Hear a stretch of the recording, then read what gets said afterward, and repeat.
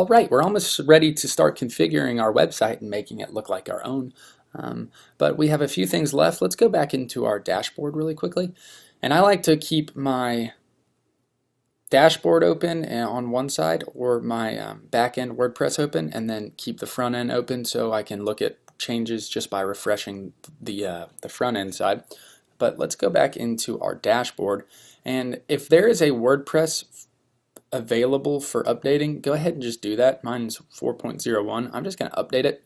You want to always keep your WordPress up to date, and I'm just going to update now. Shouldn't take but just a second.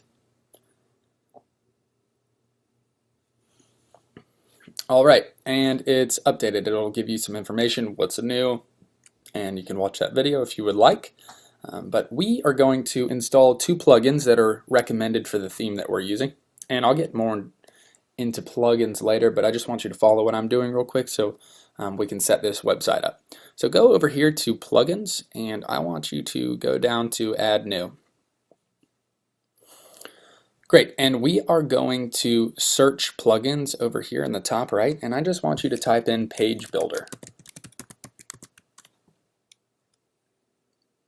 Okay, and we want the Page Builder by site origin. So you have this little app icon with a white box in it. Make sure that you select Page Builder by site origin, and we're just going to come over here and click Install Now.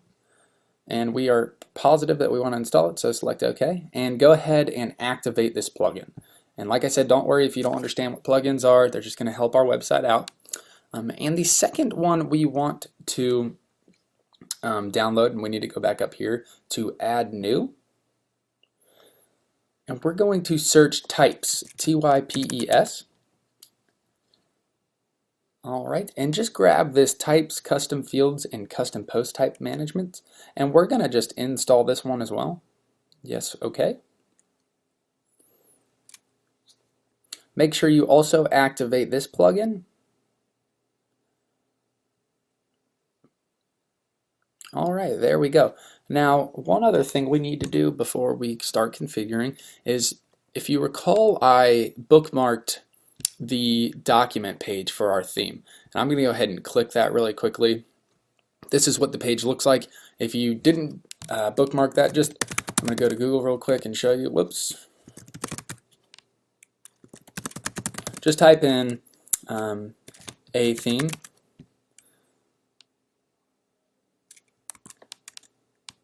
A-themes with an S, and go to the athemes.com.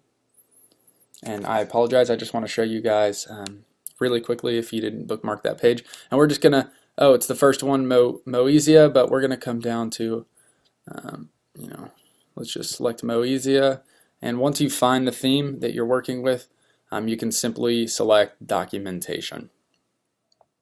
And that's gonna open up all the documents. And any theme you buy, now some of the free themes aren't going to come with documentation on how to work with it.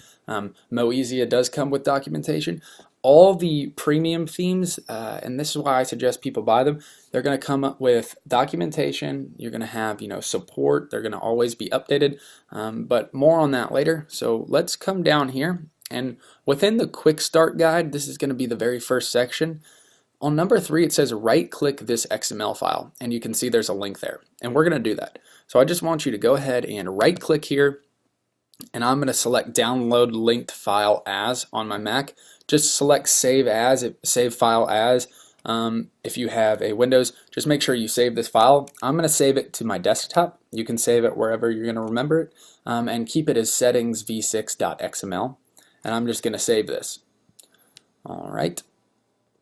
So just save that to your desktop, and we're going to go back to our, and I can exit out of these.